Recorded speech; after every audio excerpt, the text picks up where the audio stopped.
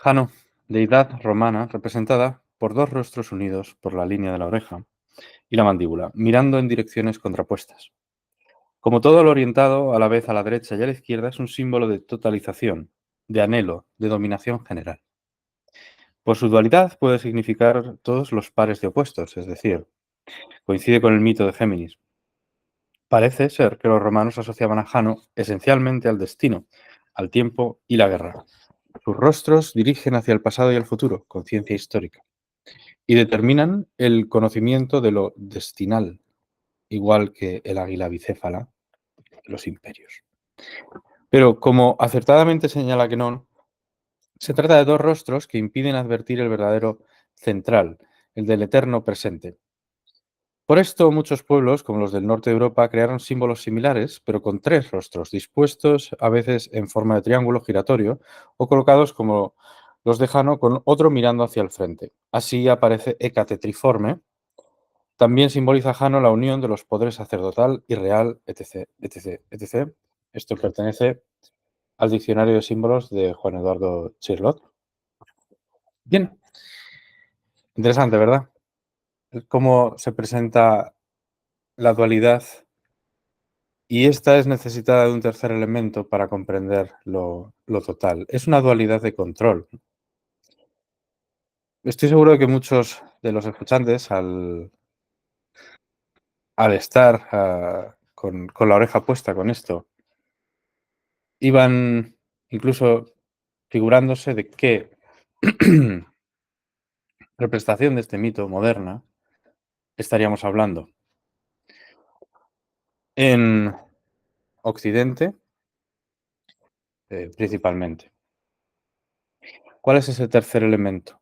¿Y por qué muchas veces ese tercer elemento no progresa en las sociedades? No ocurre no ocurren los ingredientes necesarios, no se dan los ingredientes necesarios para que tenga raigambre. Un elemento tercero, una vía que unifique, que además lleve a esa dualidad, ese control, esa dualidad guión control hacia un puerto benéfico en la forma, puesto que el 3 es el número de la forma. Voy ahora, bueno, ¿qué tal? Citaré dos citaredas. Este es un nuevo vídeo de Citará Música Hermética. No olviden suscribirse, darle a la campanita, comentad, porque es el alimento de esa especie de guardián que es el algoritmo, que guarda los vídeos para unos o para otros y los promociona en función de que esté contento, esté bien alimentado. Entonces, si quieren que este contenido siga existiendo de forma libre, pues hagan esos comentarios. También pueden aportar a través de enlace de PayPal que hay en la cajita. Y para la formación tienen también la cajita de literatura igual. Bien, evidentemente, y sin mencionarlo, porque también en YouTube el algoritmo tiene sus cosas, esta deidad de Jano se ha puesto en práctica en las sociedades occidentales y a falta, además de un tercer y verdadero rostro central del eterno presente. Corresponde a cada uno, a cada cual, encontrar ese rostro del verdadero presente, puesto que la sociedad no se lo va a presentar. La sociedad, y más ahora, se va a tender a adorar a un Jano en negativo, digámoslo así. Un Jano como una clifot del propio Jano. Y eso es en lo que se están convirtiendo las sociedades occidentales. Depende, insisto, de cada uno encontrar el jardín de su memoria y ahí restaurar a los verdaderos dioses. Muy bien. Hoy voy a hablarles de la música clásica.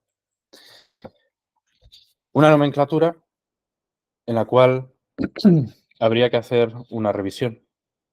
Brevemente, por ir apuntándolo, desde el siglo XVII podemos contar a veces el Renacimiento o no, pero contándolo o no. Pongamos que el tardo Renacimiento lo contamos, siglo XVI, hasta el siglo XX y podríamos llevarlo hasta el XXI, es lo que se llama la música clásica. ¿De acuerdo? Todo el mundo lo conoce como música clásica. Dentro de esto está el clasicismo. El clasicismo es una corriente musical del siglo XVIII. Bien, luego, antes de la música clásica como tal, como entero, estaría la música renacentista, desde los siglos XIV, XV principalmente. Esta sería renacentista porque tomaría ideas del pasado y las haría renacer en base un poco a las corrientes arquitectónicas, filosóficas eh, y pictóricas, ¿no? que estaban teniendo lugar en aquel efervescente pasado de Italia y de España. Entonces, bueno, pues se llama renacentista, por eso se llama bien llamada renacentista. Vamos a hacer una pequeña clasificación, luego hay una componente ligada al pensamiento filosófico en esas corrientes musicales o no, y en función de eso también vamos a proponer una revisión del nombre de las distintas edades. Antes de eso estaría Grecia y Roma. Grecia y Roma podríamos entenderlo desde que quizá Pitágoras o quizá Platón ya con los modos, y desde entonces hasta que llega Boecio, que sería una especie de vuelta a comenzar, ya en el siglo V, él muere en el siglo VI después de Cristo. Entonces tendríamos también un periodo entre el siglo VI o siglo V antes de Cristo, si tomamos a Pitágoras o a Platón, hasta el siglo VI después de Cristo. Bien, es difícil meterse y embarcarse además en ese periodo porque se desconoce mucho de la música que hubiere y se conoce más acerca de la filosofía, de la metafísica musical en la que esa cultura estaba embarcada, ¿no? Es en lo que también estamos embarcados en Cítara. Esa herencia de Egipto y la concatenación con una serie de prácticas que iban a sanar el alma del individuo y también a guiarla de una forma psicopompa, es decir, pues bueno, la muerte en letanías, además de estar unido a los himnos a Apolo, a los himnos órficos, a los himnos, en definitiva, pues que eran siempre una unión entre la música y la declamación y la poesía de entonces. No había una distinción, ¿no? Así como una poesía hoy no tiene por qué estar entonada, entonces lo estaba, o declamada con cierta entonación. Una maravilla, la verdad. Esto sí que se recupera en algún momento dado de la primera Edad Media, ¿no? Bueno, y los himnos, y también el tardo romano, la época tardorromana. Vamos a la propuesta. Entonces quiero que tengan claros algunos hitos. Está Pitágoras y Platón después, y está Boecio.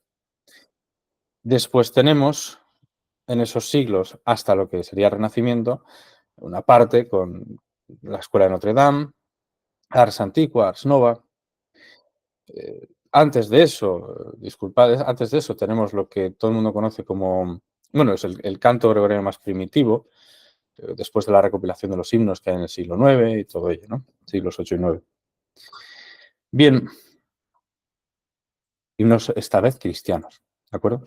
Porque ya lo comentamos en otro vídeo, el tiempo que transcurre entre el 33 y el 2100 o el 2000 casi 200 de nuestra era es el tiempo esencialmente del cristianismo, con unas reacciones al cristianismo, con unas bajadas de intensidad, con unos negativos del cristianismo, pero esencialmente es el tiempo que inaugura Jesucristo con el sacrificio de los apóstoles. Esto está en un vídeo justificado, entonces ahí lo pueden ver. Y no es aquí el lugar. Vale, entonces vamos a ver, ¿podremos llamar música clásica a la que se comprende dentro del periodo desde los siglos XVI al XXI? La respuesta es no, porque no es clásica. El periodo clásico es aquel que designa, por definición pura, a Grecia y a Roma. Si hablamos de música clásica, tendríamos que hablar de la que tiene lugar en esos periodos. Y si hablamos de una recopilación de esa música, una recapitulación de esa, no recopilación, recapitulación de esa música, una vuelta a ese origen, tendríamos que hablar de música neoclásica. ¿Hay algún periodo en la música que se llame neoclásico? No con solidez.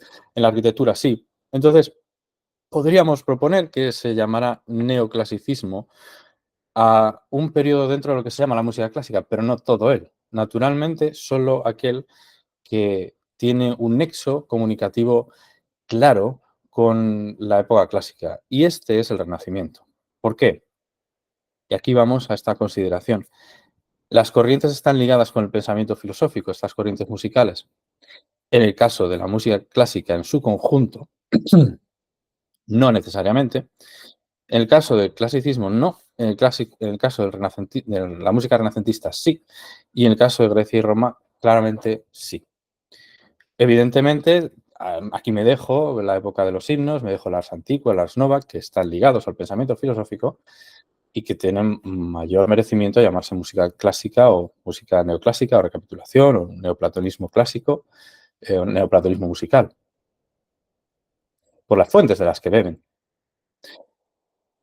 Entonces, de todas, por así decirlo, con una consideración amplia del asunto, a la música clásica no se le podría llamar clásica. Incluso esa faz de la música que llaman clásica, que se queda un poquito temprana, como es el Renacimiento, sería la que verdaderamente podría llamarse neoclásica, ¿no? Y sin embargo, la que de lleno toca, no podría. Es cierto que hay un romanticismo que, que coincide parcialmente con el neoclasicismo arquitectónico y que lo une todo. Quizás los errores vengan del romanticismo, como tantas otras consideraciones vienen erradas del romanticismo, igual que los orientalismos, etc. etc. La pérdida de la identidad occidental a nivel filosófico viene del romanticismo, por esa vámonos a Oriente todos, ¿no? Entonces, quizás venga un poco por ahí. No sé cómo lo consideraron, algún musicólogo especializado en el asunto podría aclarar. Sí, en la época de Mozart consideraban que eso era música clásica y por qué. Es decir, antes. En conclusión, diríamos que la música clásica no se puede llamar clásica, se la llamaría entonces música moderna, puesto que principalmente comienza con la Edad Moderna. La Edad Moderna es, bien lo tomen desde la caída de Constantinopla o lo tomen desde el descubrimiento de América, el redescubrimiento, como lo quieran ver, desde ese momento, el descubrimiento para Occidente de América o la caída de Constantinopla, es la Edad Moderna. Entonces, la música que nazca a partir de ahí es una música de la Edad Moderna. Y en efecto es una música moderna. El temperamento igual no era una cosa que pudieran concebir en la antigüedad, por ejemplo. Hay una serie de contradicciones argumentativas respecto a la música que llaman clásica, con respecto a la época clásica, que principalmente vendrían de la no vinculación con un pensamiento filosófico de esa música. Es decir, la desvinculación de un pensamiento pitagórico, la desvinculación de un pensamiento platónico y, en última instancia, habiendo tenido muy cerquita la desvinculación de un pensamiento neoplatónico, como así parece ser que además habían tenido a mano, porque en el Renacimiento todavía existía en la escuela de Ficino, de Pico de la Mirandola y todos ellos, ¿no? Sus usos, los usos del neoplatonismo en la música no cesan. No cesan porque se sabe que hay ceremonias del Le Roi Soleil, el Rey Sol, de Luis XIV, basadas en otras de Pico de la Mirándola. Pero aquella música que se da a la gente y que se convierte en también para la aristocracia no necesariamente ya juega las bazas filosóficas, no se preocupa por eso. Es más, son criterios estéticos y nuevos, propios de una edad moderna, una edad vibrante de otra manera. Una edad vibrante con esa modernidad, esa además, bueno, apertura que ocasiona el descubrimiento de América, o el redescubrimiento, como lo quieran ver, y que expande el mundo enormemente, la conciencia también de las personas. Igual que hoy podemos pensar, aunque no estemos tan involucrados, porque no podemos viajar todos al espacio, ¿no? Que unos posibles viajes a otro planeta podrían expandir nuestra propia conciencia y expandirla de nuestros grupos sociales, de manera que cambiaría todo, cambiaría la música también. A lo que voy. Si muchas veces esos cambios son demasiado fuertes, la parte nuclear tiende a perderse en algún momento de ese proceso, como así ocurre en el romanticismo y después en la música contemporánea del siglo XX ya es la ruptura completa con el platonismo. Ese sería otro de los argumentos, ya con esto voy acabando, puesto que ¿quién puede conciliar las entelequias creadas en la música contemporánea del siglo XX con un pensamiento universal y del uno, de la fuente, de la divinidad que tiene la filosofía platónica y después la neoplatónica. Supongo que son hijos de los tiempos. Esto no quiere decir que esté ni mal ni bien, pero es importante llamar a las cosas por el nombre que tienen o aproximarse a ellas porque lo único que nos queda de las cosas es su nombre, como ya lo dice Humberto Eco en El nombre de la rosa. De modo, y ya con esto sí acabo, espero que les haya parecido interesante el vídeo, dejen comentarios, puesto que también esto es un objeto de debate y se puede debatir. La música que llaman clásica se le debería llamar música moderna, pues pertenece a la edad moderna. La música que podría llamarse neoclásica podría abarcar los ars antigua, ars nova, pero sobre todo también, yo diría, el Renacimiento, 300 y 400.